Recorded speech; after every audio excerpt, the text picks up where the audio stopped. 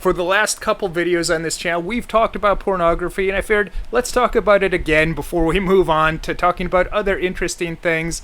Now, on one of the videos, I had a very interesting critique. He said that usually the people that are the most anti-pornography are the people that consume it the most, and his supposed proof for this was, he said that he saw some study where the state that watches the most pornography is Utah.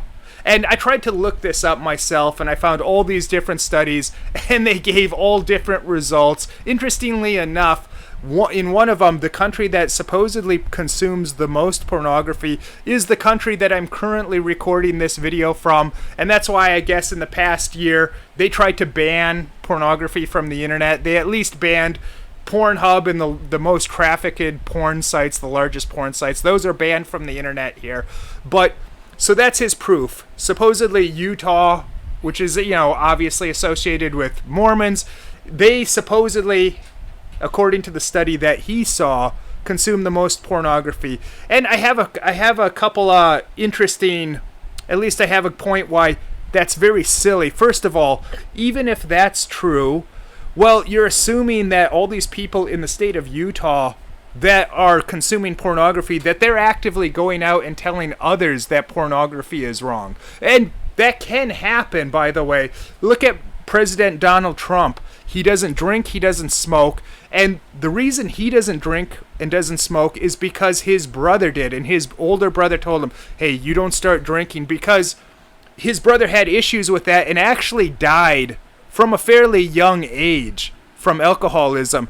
So Trump listened to his brother. This is a guy that, it's like a heroin addict or a drug addict that's telling their loved ones, hey, don't do this, even though they're addicted and have a weakness.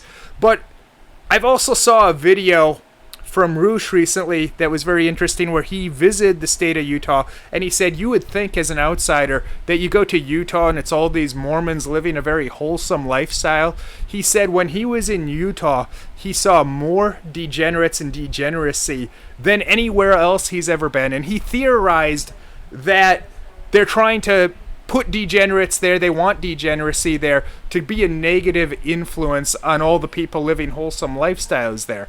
But anyways, it's those things. This guy, this person that had that comment, their philosophy was that based off of this, which who knows if it's even true. When you get to these studies, you can get studies to say anything you want, so kind of take them with a grain of salt and whether there's an agenda or not. But this critique, it does beg some very interesting questions, one of which is, do Christians watch pornography? And the answer to that is an unsurprising yes, they do. Dr. Ted Roberts, who is a former fighter pilot, and now he's a counselor, and he's a former porn addict himself. He works with ministries trying to help men overcome their porn addiction. According to him, up to 60%, I believe he said, up to 60% of men in churches, and this includes the ministers, they view pornography on a regular basis. So obviously, even within churches, it's a very big problem. And there's a few different reasons why this is. First of all, most people, including Christians, even if they know that watching pornography is not good, most people, they kind of view it the wrong way. They don't understand how serious it is and how it can lead to a lot larger problems. Most people, they view it as a simple naughty indulgence. It's kind of like you're passing by Dunkin' Donuts and you say, gee, I really shouldn't, but I'm going to stop and get a donut. I'm going to indulge. Or you're at the grocery store, you see the peanut M&Ms there. That's something I enjoy. But you see the M&Ms there and you think, I shouldn't do this, but what the heck? I'm just going to give in. I'm going to buy these M&Ms and enjoy them. So that's how a lot of people view it. They view it as an indulgence and they don't understand how serious it is.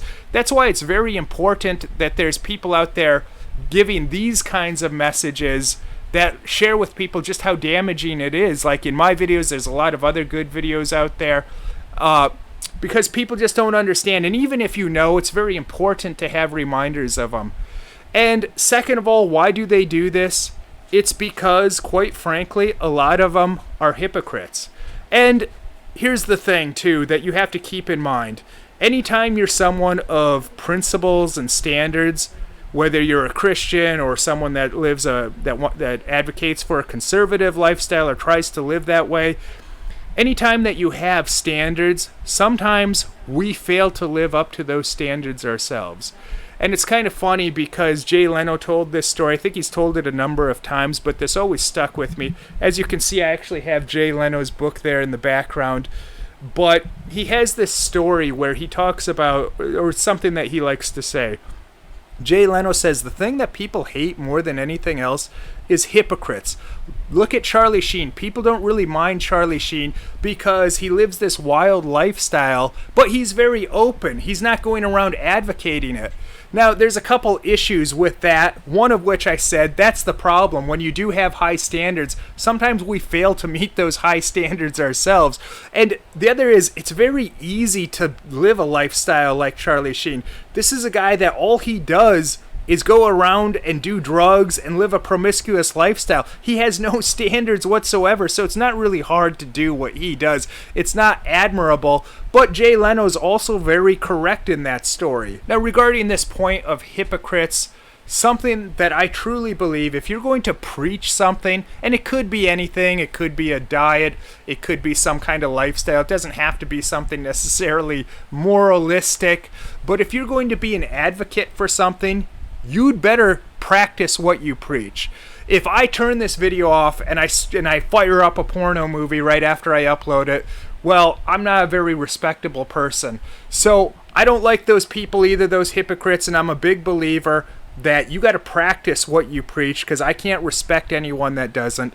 And it can, even in little things, like I was having a conversation with my mom and dad this weekend, and my mom was telling me about one of the kids in the neighborhood who's a very lazy kid, and his parents give him everything, so he has a very easy lifestyle, and he's turned into a very lazy person, but he wants to become an engineer, he claims. And I was saying, well, to do that, he's really going to have to buckle down and completely change his attitude, which is true. But then, like, I had to think, well, geez, am I doing everything that I should be doing every day?